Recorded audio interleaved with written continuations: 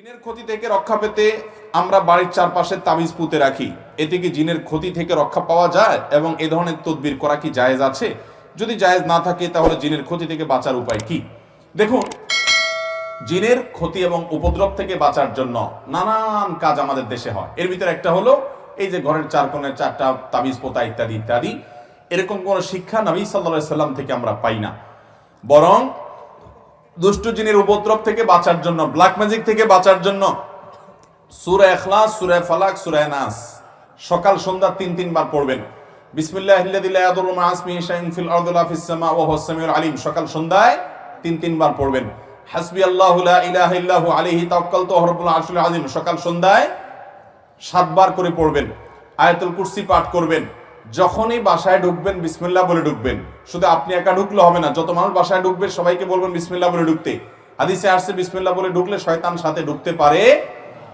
এবং টয়লেটে যতবার যাবেন দোয়া পড়ে যাবেন, বেরোর সময় দোয়া পড়ে বের হবেন। টয়লেটের দরজা বন্ধ করে রাখবেন, ওটা সুদুষ্ট জিনের বা শয়তানের থাকার জায়গা। খাবার খাওয়ার পর হাড্ডি বা আপনার অন্যান্য যে কাঁটা ইত্যাদি আছে এগুলোতে পানি না ফেলে শুকনা জায়গায় রেখে এগুলো বাহিরে এমন জায়গায় ফেলবেন যাতে অন্যান্য পশু পাখিরা খায়, কারণ বিভিন্ন হাদিস থেকে এসেছে এগুলোর উপরে জিনদের খাদ্য প্রস্তুত হয়, অলৌকিক অদৃশ্য, যেটা আমরা দেখি না। অতএব জিনের উপদ্রব থেকে বাঁচার জন্য আরো অনেকগুলো আমল আছে। উপদ্রব ইতিমধ্যে শুরু হয়ে গেছে, এখন বাঁচতে চান সূরা বাকারা তেলাওয়াত করবেন। যে বাসায় সূরা বাকারা তেলাওয়াত করা হয় হাদিসে আসছে সে বাসায় এই জাতীয় উপদ্রব হয় না। এগুলো থেকে, ব্ল্যাক ম্যাজিক থেকে, দুষ্টজনের উপদ্রব থেকে বাঁচা যায়। সূরা বাকারা তেলাওয়াত করতে থাকেন। নিজে তেলাওয়াত করতে পারেন না, অডিও চালায় রাখেন। হারামের ইমামদের অডিও, বিভিন্ন কারীদের অডিও চালাওয়াত করে রাখেন। পরীক্ষিত আপনার বাসায় অস্বাভাবিক আচরণ দেখছেন, দুষ্টজনের প্রভাব মনে হচ্ছে, আপনি আমলগুলো শুরু করেন। সেই সাথে ঘর থেকে সকল হারামের যত সিম্বল আছে সেগুলো সব সরান। এভাবে আপনি যখন দায়িত্বশীল আচরণ শুরু করবেন ইনশাআল্লাহ বিইذনিল্লাহ জিনের উপদ্রব দূর হতে বাধ্য। আমরা আজকাল সবকিছু সহজে করতে চাই, জান্নাতে যাওয়ার জন্য আমল করতে কষ্ট হয়। এই জন্য অনেকে এমন কিছু পীর ধরে যে পীর তাকে মিথ্যা আশ্বাস দেয় যে তুমি আমাকে হাদিয়া দোফা টাকা পয়সা দিয়ে দিবা, আমি পার করে দিব। ঠিক একইভাবে আমাদের নবী সাল্লাল্লাহু আলাইহি সাল্লামের কাছে কেউ কোনো সমস্যা নিয়ে গেলে তিনি আমল শিখাই দিতেন। আমরা চিন্তা করি আমল করা তো কষ্টের, তার চাইতে হুজুর একটা তাবিজ লেখা দেখ, বাস কাহিনী খতম। অতএব আমরা আমল করবো তো ইনশাআল্লাহ, সকাল সন্ধ্যার আমলগুলো করবো, ইনশাআল্লাহ তাআলা হেফাজত করবে। স্বামীর পকেট থেকে স্বামীকে না জানিয়ে টাকা নেওয়া যাবে কিনা? স্বামীর পকেট থেকে স্বামীকে না জানিয়ে টাকা নিতে পারবেন কিনা, এই প্রশ্নটি অনেক মেয়েদের জন্য খুব গুরুত্বপূর্ণ। একবার রমজান মাসে সম্ভবত সারা রাত, আমাদের বাসায় রমজানের সবাই সাধারণত জেগে থাকে সারা রাত রমজান মাসে, দিনে ফজরের পরে এশাক করে তারপরে 4-5-6 ঘন্টা একসাথে ঘুমায়। এটা আমাদের বাসায় একটা কালচার অনেক দিন থেকে। তো বিশেষ করে শেষ দশকে বেশি, আর অন্য সময় অনেক সময় হয়, করোনার সময়টা বেশি হয়েছে। যাই হোক, তো আমার মনে আছে একবার কোন এক রমজান মাসে 1-2 বছর আগে হবে, করোনার মধ্যেই। তো আমরা এরকম সকালে ঘুমাইছি, মোবাইল সাইলেন্ট করা আছে, ঘুম থেকে জোরের আগে উঠছি, উঠার পরে দেখি একই নাম্বার থেকে অনেকবার কল, ধরেন 15-20 বার কল।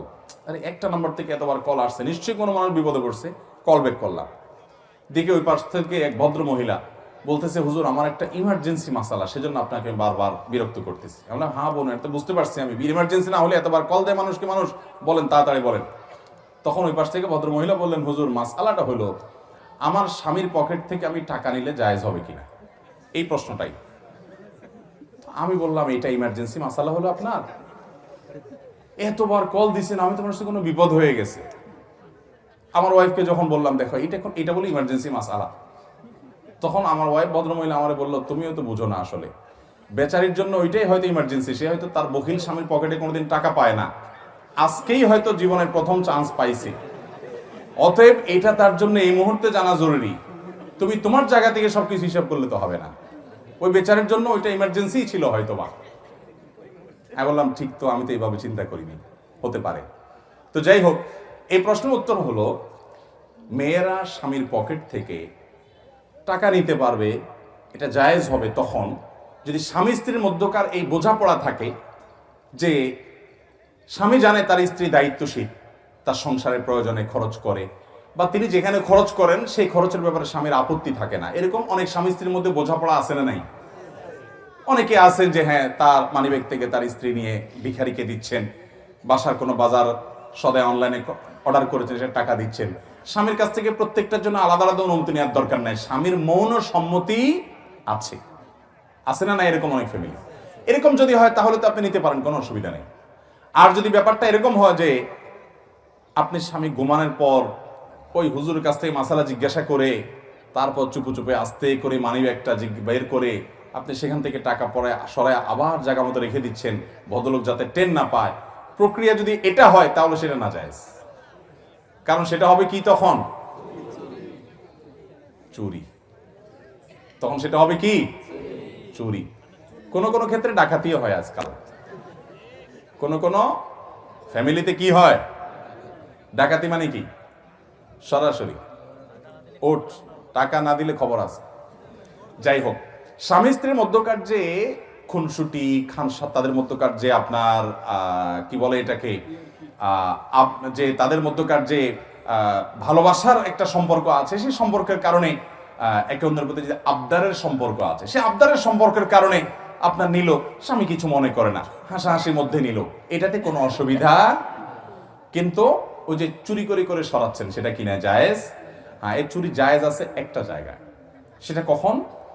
আপনার স্বামী, আপনি অসুখে মরে যান তবুও আপনাকে ডাক্তারের কাছে নেয় না, আপনার বাসায় বাজার নাই তবুও দেয় না। অনেক বিশেষ করে এক স্বামী আরেক বইয়া করলে অনেক সময় দেখা যায় অনেক জালেম, এই বউর খোঁজ খবর আর নেয় না, একেবারে নিত্য প্রয়োজনীয় তার যে প্রাপ্য সেটাও দেয় না, বাপের বাড়ির থেকে এনে বেচারি সংসার চালান লাগে, চাল ডাল কিনা লাগে। এরকম যদি হয়, তখন এই স্বামীকে যদি আপনি বাগে পান, তো আপনার যতটুকু না হলে নয়, যেটা আপনার প্রাপ্য অধিকার, ভরণ পোষণ, খাবার দাবার, চাল ডাল কেনা, এইরকম টাকা তার কাছ থেকে আপনি সরায় নিতে পারেন, এটা জায়েজ হবে।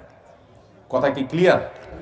তাহলে স্বামী তার স্ত্রীর পকেট থেকে চোখ বন্ধ করে কেবল টাকা নিবেন, এটা কিন্তু জায়েজ নাই। বিশেষ করে স্বামী যদি আপত্তি করে যে হ্যাঁ আমাকে বলে নিবা, বা আমাকে না বলে নিবা না, বা স্বামী শুনলে নাখোশ হয়, নারাজ হয়, তাহলে সেক্ষেত্রে তাকে না বলে নেওয়া যাবে।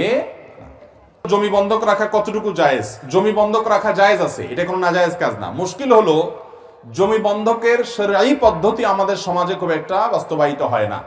ধরুন আমার কিছু টাকা দরকার, আমার কাছে জমি আছে, আমার এই জমিটা আমি ওনার কাছে বন্ধক রাখলাম, বন্ধক রেখে ওনার থেকে টাকা নিলাম, এটা হলো মূলত ধার নেওয়া।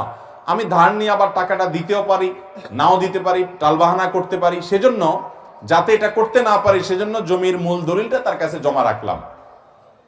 যদি আমি ঝামেলা করি, এটা জমি বলে কোনো কথা না, একটা মোবাইল ফোন জমা রেখেও টাকা ধার নেওয়া যেতে পারে। যে আমি যদি গড়িমসি করি, তাহলে উনি এলাকার মান্যগণ্য মুরব্বী, চেয়ারম্যান, মেম্বার, এলাকার ইমাম সাহেব, মুরব্বীদের মাধ্যমে বিচার সালিশ করে ওই মোবাইল বিক্রি করে ওই জমি সেটা বিক্রির উদ্যোগ নিয়ে, বা যে জিনিস হোক সেটা বিক্রির উদ্যোগ নিয়ে উনি ওনার টাকা আদায় করতে পারে, যাতে কোনো ঝামেলা করতে না পারে। এই বন্ধক এক গ্রান্ট হিসেবে মূলত বন্ধকের এই সিস্টেম ইসলাম দিয়েছে, কোরআনে আল্লাহ তাআলা বলেছেন এটি জায়েজ আছে। কিন্তু মুশকিল হলো আমাদের দেশে কি হয়, আমাদের দেশে হয় হলো আমার জমি ওনার কাছে বন্ধক রেখে টাকা নিলাম, তো উনি টাকাটা কি ফাও দিবে, এই জন্য উনি আমার জমিটা ভোগ করে যতদিন পর্যন্ত টাকাটা আমি না দিই। এই না সিস্টেম আমাদের দেশে চালু আছে। এই সিস্টেমটা জায়েজ নাই, এই সিস্টেমটা জায়েজ। এখন কথা হলো জায়েজ নাই কেন? জায়েজ নাই এই জন্য যে আপনি আপনি হাওলাত দিবেন আল্লাহর কাছে সওয়াব পাওয়ার জন্য, বন্ধক রাখবেন গ্যারান্টি হিসেবে, ব্যাস। কুল্লু কারজিন জাররা নাফআন ফাহুয়া রিবা।